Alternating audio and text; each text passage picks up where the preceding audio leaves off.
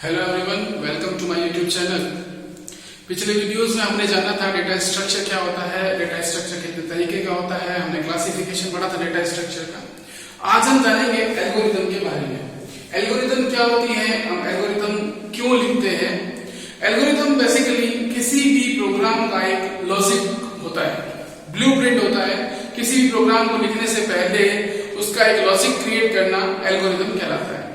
Algorithm किसी भी problem को सॉल्व करने का एक स्टेप बाय स्टेप प्रोसीजर होता है कि हम किसी भी प्रॉब्लम को सॉल्व करने के लिए हम क्या स्टेप्स फॉलो करेंगे, हमें क्या करना है, कौन कौन से स्टेप्स फॉलो करने हैं, कब वेरिएबल डिक्लेयर करना है, कब हमें इनपुट स्टेटमेंट लेना है, कब हमें आउटपुट स्टेटमेंट लेना है, कब हमें प्रोग्राम को किसी भी लूप से एग्जिट करवाना है। वो सारी की सारी ब्लूप्रिंट हम एल्गोरिथम में तैयार करते हैं। तो एल्गोरिथम क्या होता है? Algorithm is a step by step procedure to solve a particular problem. It's create the logic of program. ये प्रोग्राम का लॉजिक क्रिएट करता है। An algorithm is a sequence of instructions that transforms some input data into output data in a finite number of steps. किसी भी आप कोई भी programme लिखते हो या किसी भी प्रोग्राम के अंदर हम अगर इनपुट लेते हैं तो हमारे पास में आउटपुट, उसका हमारे पास में आउटपुट आता है। आउटपुट जो भी हम एल्गोरिथम लिखते हैं, हमारे पास इनपुट का आउटपुट आएगा। वो एक निश्चित जो आपके स्टेप्स हैं, फिक्स नंबर ऑफ स्टेप्स हैं, उसी में ही आना चाहिए।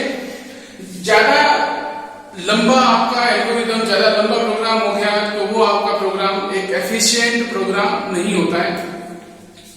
An algo is a sequence of operations performed on data that have to be organized in data structure.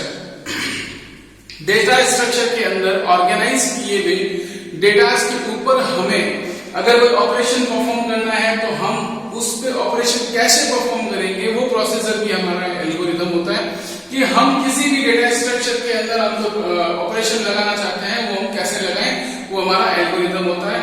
और algorithm creates the logic of program. किसी भी प्रोग्राम का आपका लॉजिक या ब्लूप्रिंट क्रिएट करता है। एल्गोरिथम हम कैसे लिखें, उसके लिए कुछ रूल्स बने हुए हैं कि हम एल्गोरिथम को कैसे लिखें। एल्गोरिथम को लिखने के लिए जो रूल्स हैं, पहला रूल ये है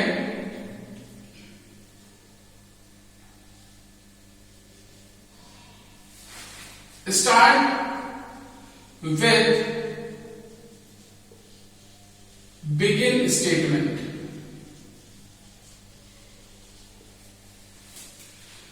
second one, declare variables।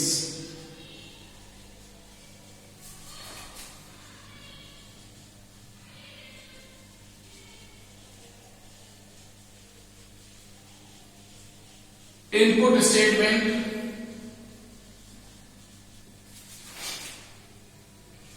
calculations,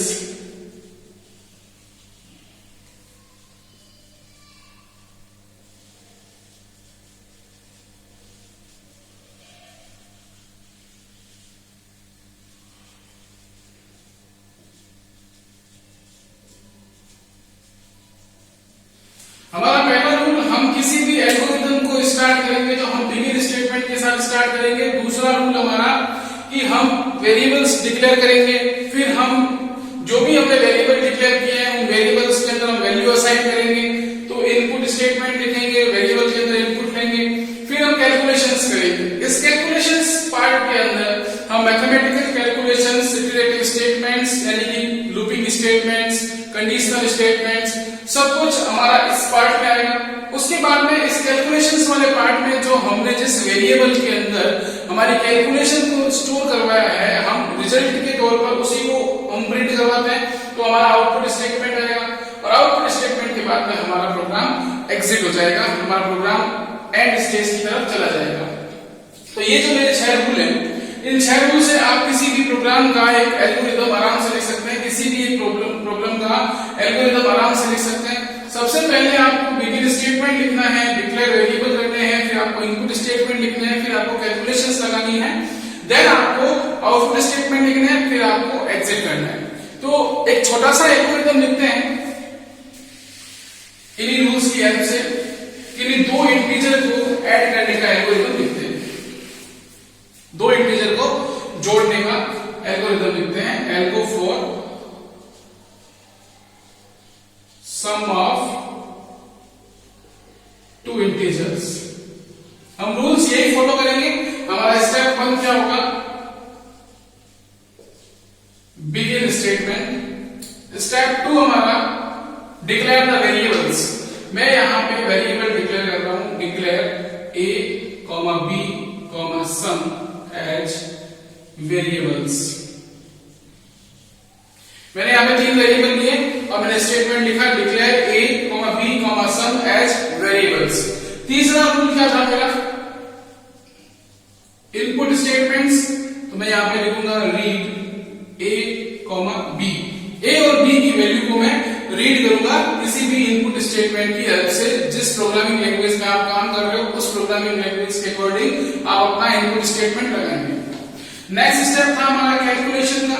हमें दो नंबर को ऐड करना है, तो हमें तीसरे वेरिएबल में उसके एडिशन को स्टोर करवाना है। तो हम उसके लिए एक स्टेटमेंट लिखेंगे, set sum equal to a plus b। a और b का एडिशन होने के बाद में सम में स्टोर हो जाएगा। और स्टेप 5 हमारा क्या था, आउटपुट स्टेटमेंट। उसके लिए हम लिखते हैं राइट